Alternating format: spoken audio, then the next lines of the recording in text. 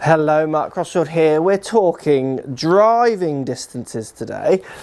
I'm just going to show you and present you a little bit of data which was presented to me and a number of other golf professionals talking about driving distances and how they've changed or not changed over the years.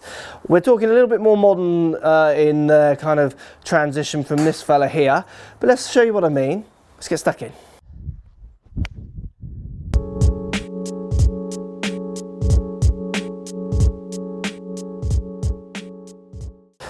So let's talk driver distances. I'm going to show you some data collected by the RNA for themselves. They presented to a group of professionals. I was lucky enough to go and listen to their presentation.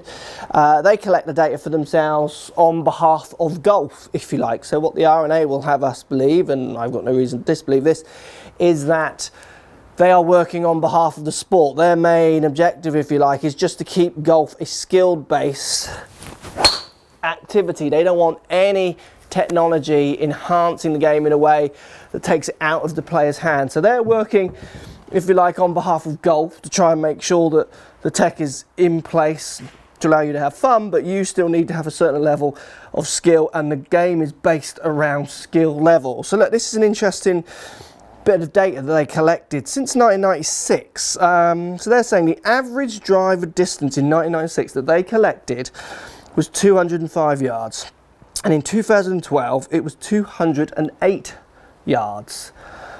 Interesting, isn't it?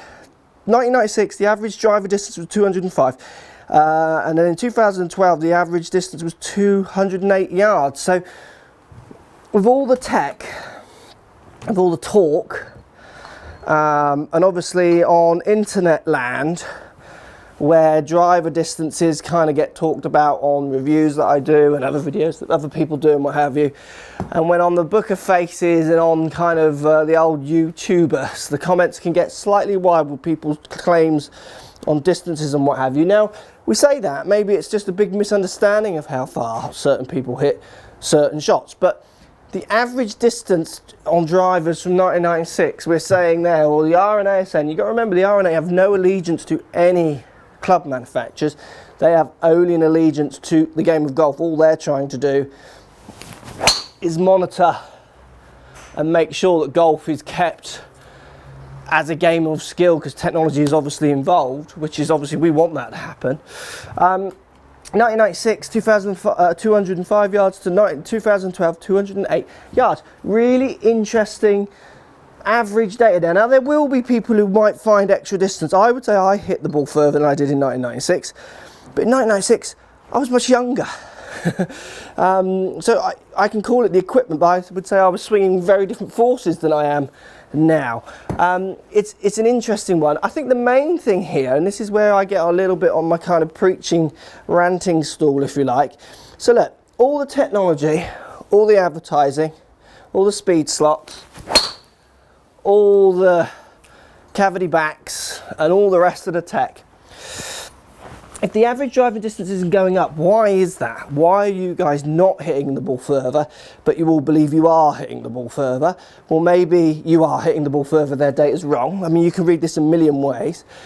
Maybe the average is not the best to look at. Maybe when you go and spend the premium prices you spend on your drivers, that, you know, the current equipment isn't cheap. Maybe you need to self-justify that a little bit by claiming that it's going further, believing that it's going further. Now, another question for you, and I'd like you to post comments and get involved in this one. I hope this one starts a bit of a conversation.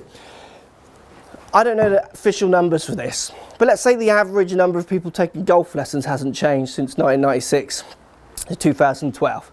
Let's pretend, for this point of discussion, I don't know the actual data, if it stayed constant. If you were forced to take a certain amount of lessons, and if you were forced to reach a certain standard before you could enter their tests, so a member of a golf club tested, would driving distances go up?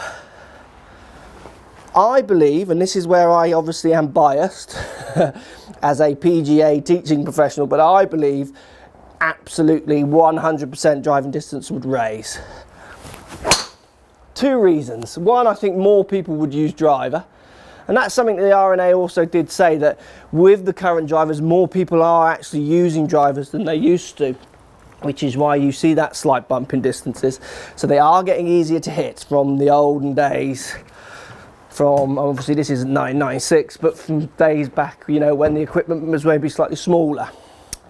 The other thing is if you're hitting a heavy deflected blow, so let's say your club path is 10 across, so 10 to the left, so out to in as you guys know it, and the face was 12 degrees open to that 10 left, so 2 degrees open to target, so you've got forces going that way and that way, and you're hitting say 6 down.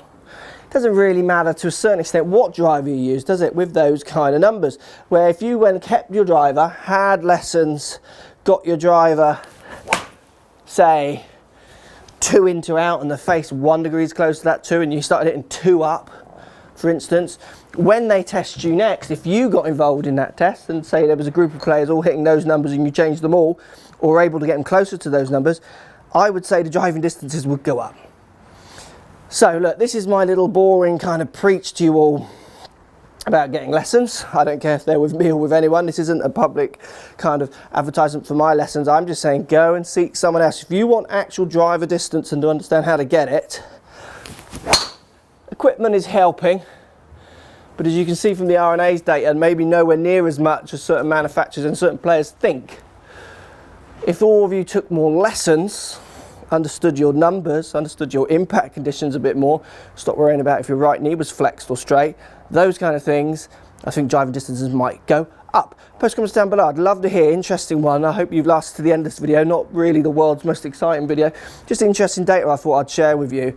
I would love to hear what you've got to say, and hopefully we can have a grown-up chat about driving distances. Let me know and we'll speak to you soon. So if you like what's going on here, don't be afraid to subscribe to the channel. Also thumbs up the video, post comments, love to hear what you guys got to say. Let's keep it social. The more we talk, the more we share, the easier this game will get for everybody. So if you want to find me on Facebook here, you can find me on Facebook. If you want to tweet me, find me on Twitter here as well. Just follow the links, all in the description. Come and join the show, get active, get involved, get playing some better golf. Thanks for watching.